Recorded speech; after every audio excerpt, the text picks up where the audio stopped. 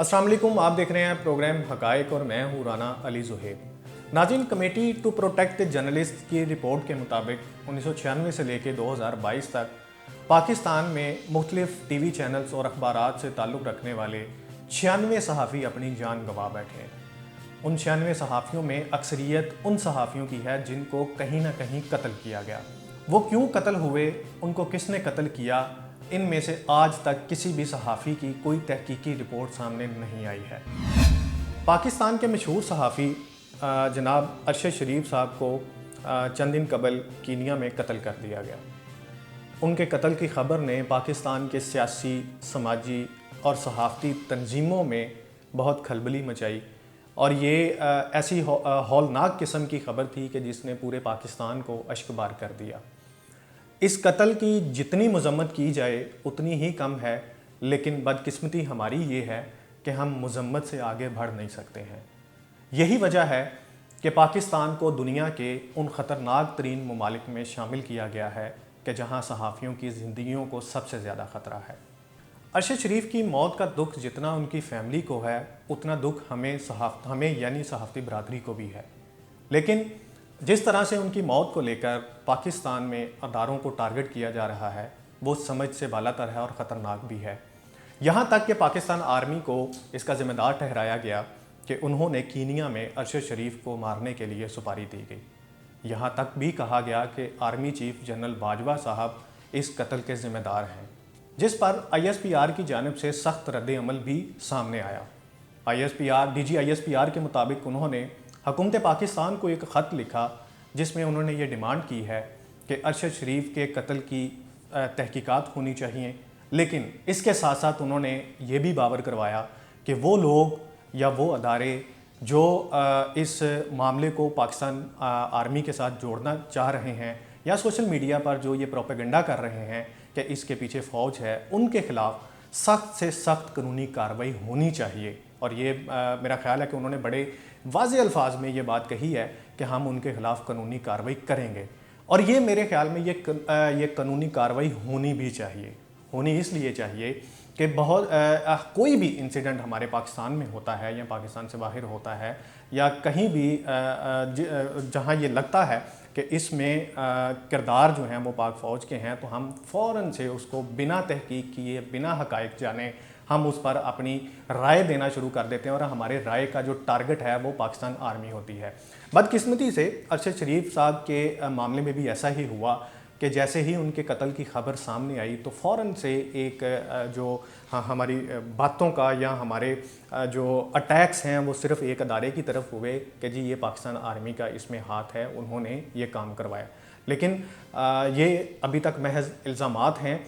हम अपने ही घर के जो रखवाले हैं हम उनको ही बदनाम कर रहे हैं, हम उनको ही बुरा भला कह रहे हैं, ये जानते हुए भी कि अरशद शरीफ साहब के जो कत्ल है वो कीनिया में हुआ, जिसकी ज़िम्मेदारी कीनिया की हुकूमत ने कबूल की। और इसके साथ साथ जो उनकी नेशनल पुलिस का जो डिपार्टमेंट है उन्होंने बाकायदा प्रेस रिलीज़ जारी की कि जी अरशद शरीफ को एक फ़ेक आइडेंटिकल उसके मामले पर हमसे गलती हो गई, जिसकी उन्होंने माफ़ी भी मांगी और उन्होंने ये सरासर इसको अपने सर लिया। लेकिन बात यहाँ पे ख़त्म नहीं होती है। आप ये देखिए कि पाकिस्तान में जो हमारे सदर हैं, सदर आरिफ अलवी साहब, वो जब ताज़ियत करने के लिए अरशद शरीफ के घर गए तो उनकी वालदा की तरफ से ये उनसे कहा गया कि जी आप ये बताइए, आप सदर पाकिस्तान हैं, तो मेरे बेटे ने आपको एक ख़त लिखा था। उस ख़त में उन्होंने अपने तहफ़्फ़ुज़ात या अपने आप को, उनको जो एक सिक्योरिटी के मामलात थे या जो उनको थ्रेट्स थे उसके बारे में उन्होंने आपको लिखा था। आप मुझे आज ये बताइए, आज से मुराद क्या, अरशद शरीफ इस दुनिया में नहीं रहा, आप ये बताइए कि उस ख़त की क्या हकीकत है, वो कहाँ तक पहुँचा। तो जिस पर जब हमने वीडियो देखी तो सदर मुमलिकत के पास कोई जवाब नहीं था, लेकिन वो चूँकि एक सियासी बंदे हैं, लेकिन हमें तो बड़ी शर्म की बात हमारे लिए है कि वो एक स्टेट के हेड के तौर पर वो इसका जवाब नहीं दे पाए। तो उन्होंने सिंपली ये कहा, जी बिल्कुल मुझे ख़त मिला था और वो काफ़ी लंबा चौड़ा ख़त था। अब इसी से आप अंदाज़ा लगा लीजिए कि वो ख़त कितना अहम था। कि उनको उसकी स्ट्रेंथ और उसका ये भी पता था वो काफ़ी लंबा है। तो उन्होंने जवाब ये दिया कि जैसे ही मुझे वो ख़त मिला, मैंने उसको पढ़ा, वो काफ़ी लंबा था, लेकिन मैंने उसको प्राइम मिनिस्टर को फॉरवर्ड किया। उस ख़त पर मैंने ख़त लिखा वज़ीर आज़म को, तो मैंने उनसे ये दरख्वास्त की कि ये जो हमारे जर्नलिस्ट हैं इनको जो मसाइल हैं इनको दूर किया जाए। और साथ ही उन्होंने ये भी कहा कि जी मुझे बाद में ये रिपोर्ट दी गई कि इस जर्नलिस्ट मतलब कि अरशद शरीफ ने जिन तहफ़्फ़ुज़ात का इजहार किया है आपने उस ख़त में, हमने उनको दूर कर दिया है। अरशद शरीफ का कत्ल अपने पीछे बहुत से सवालात छोड़ गया। वो सवाल कि जिनके जवाब शायद ही कोई दे पाए, शायद पाकिस्तानी गवर्नमेंट उन सवालों के जवाब दे पाए, शायद कीनिया की गवर्नमेंट उन सवालों के जवाब दे, लेकिन अभी तक जितने सवाल वो पीछे छोड़े हैं उन सवालों में से किसी एक का भी जवाब हमारे सामने नहीं आया। बाकी मामला तो पीछे छोड़िए, सिर्फ एक सवाल का जवाब मेरे ख्याल में शायद कोई नहीं दे पाएगा, और वो सवाल ये है कि अरशद शरीफ को अपना मुल्क क्यों छोड़ना पड़ा। अरशद शरीफ, कोई भी शख्स, मैं हूँ, आप हैं या कोई भी है, वो सबसे ज़्यादा महफूज अपने घर में है, अपने मुल्क में है। लेकिन बदकिस्मती से अरशद शरीफ साहब के केस में ऐसा नहीं हुआ।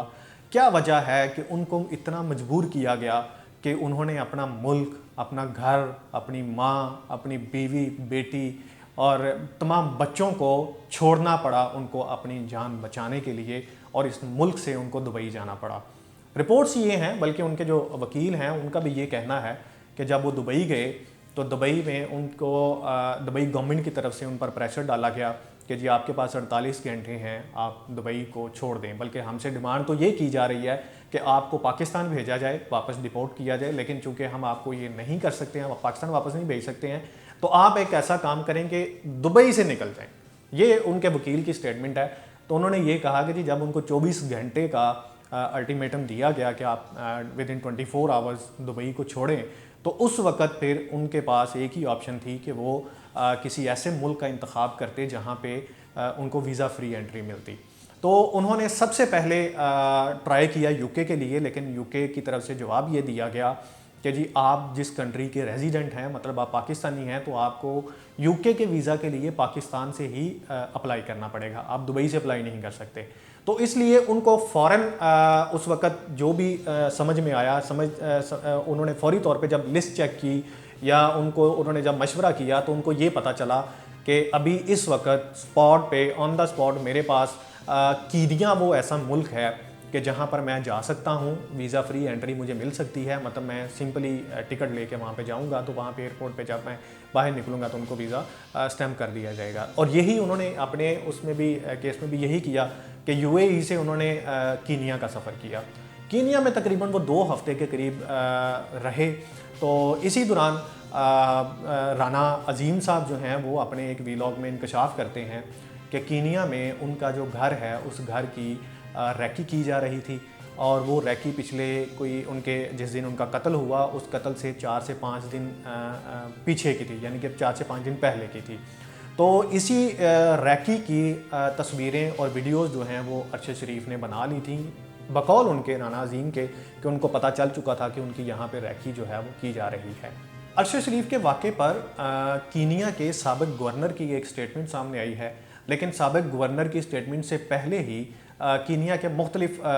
सरकारी और उसके बाद जो उनके सियासी लोग हैं उनकी तरफ से भी स्टेटमेंट्स आना शुरू हो गई हैं, जिसमें वो ये इल्ज़ामात लगा रहे हैं कि आप कीनिया की पुलिस ने ये जो काम किया है उनको मिसलीड किया गया है। कीनिया के जो साबिक़ गवर्नर हैं उनकी स्टेटमेंट के मुताबिक उन्होंने ये बड़ी एक लंबी चौड़ी स्टेटमेंट दी है, बल्कि एक आप ये कह लें कि उन्होंने एक वहाँ पे जो एक टीवी चैनल है उनको ये इंटरव्यू भी दिया है, जिसमें उन्होंने ये कहा है कि जी देखें, हमारे जो कीनिया की पुलिस है उसको ये इन्फॉर्मेशन दी गई एक प्राइवेट नंबर से या एक प्राइवेट बंदे की तरफ से, जिसमें उन्होंने इस गाड़ी का जिक्र किया जिस गाड़ी में अरशद शरीफ और उनके भाई खुरम जो हैं, दोस्त खुरम जो हैं, वो सवार थे, कि जी इस गाड़ी के अंदर इंतहाई ख़तरनाक दहशतगर्द जो हैं वो बैठे हुए हैं और उनके पास इंतहाई ख़तरनाक हथियार भी हैं। अब उनके मुताबिक, उनकी स्टेटमेंट के मुताबिक, जब ये गाड़ी वहाँ पे पुलिस नाके पर पहुँची, उनको रोकने की कोशिश की गई, वो नहीं रुके, तो उनके रुकने के बाद पुलिस को ये कंफर्म हो गया कि जो हमें इंफॉर्मेशन मिली है वो बिल्कुल दुरुस्त है कि इस गाड़ी में दहशतगर्द और मुसल्लह हैं, उनके पास हथियार भी हैं।